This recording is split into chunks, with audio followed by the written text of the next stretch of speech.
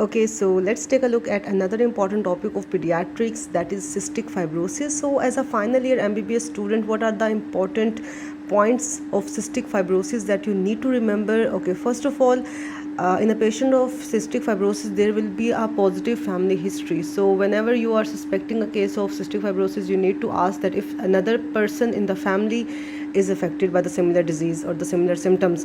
So the cystic fibrosis has a classical triad of recurrent chronic lung disease, like there will be recurrent lung infections, and there will be a history of malabsorption because of pancreatic insufficiency, and there will be high sweat chloride along with failure to thrive. So these three features will be seen as a triad of cystic fibrosis: recurrent chronic lung disease, malabsorption due to pancreatic insufficiency, and high sweat chloride level along with failure to thrive.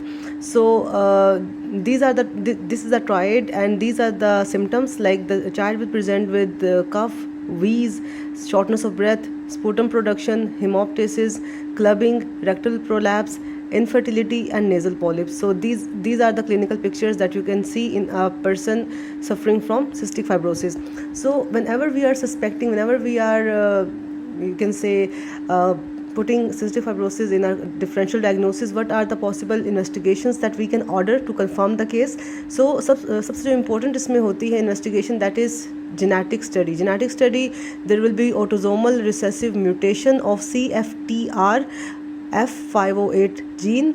There will be deletion on chromosome number 7, and we do it on blood spot analysis. We'll do a blood spot analysis and we'll see an autosomal recessive mutation of CFTR gene on chromosome number 7. So first test is this, and this is the most important one. Then we can also do pancreatic function test. As I already told you that the pancreatic function will be compromised in case of cystic fibrosis. So pancreatic function test will order, and we'll see that there will be a decreased level of trypsin, chymotrypsin, trypsinogen. Okay, हम इनके levels करवाएंगे as part of pancreatic function test. And then we'll also do a pulmonary assessment, and we'll take a culture of the lower airway secretions, because in patients में repeated chest infections होते, so we need to take culture to confirm chest infection. And we'll take a chest x-ray which will show consolidation. We'll also do an ultrasound abdomen, and we'll do pulmonary function tests, okay, to look for the residual volume, the residual capacity, etc.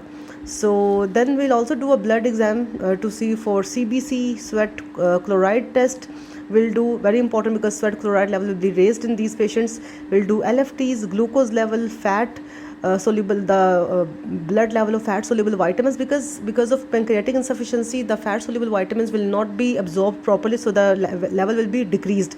And this is also one of the reasons why these patients present with failure to thrive, because they're not having the essential vitamins.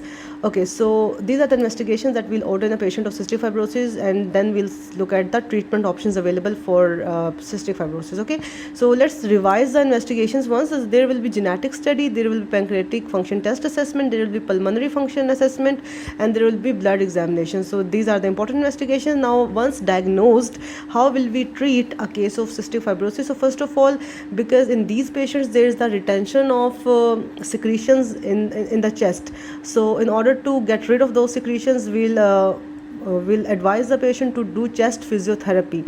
In addition to that, we'll give the patient prophylactic antibiotics to reduce the incidence of chest infections. Then because of increased mucus production, we'll give mucolytics, and in the example for mucolytics are alpha dornase. Alpha dornase is an example of mucolytic that we can give in patient of cystic fibrosis. Okay, next we can give bronchodilators to improve pulmonary function. We can also monitor the FEV1 regularly, and we can give them fat soluble vitamins as supplements. And there's another drug, Ivacaftor. Ivacaftor is very helpful in patients of cystic fibrosis, so you also need to keep this in mind. And then lung transplant, the last resort will be lung transplant in these patients. So in a patient of cystic fibrosis, what you can put in DDs or differential diagnosis, you can put pertussis, chronic bronchitis, and asthma, because cystic fibrosis is a chronic disease. A child suffering from cystic fibrosis will present in your OPD repeatedly. So these are the infections that you can keep in your differential: asthma, chronic bronchitis, and pertussis.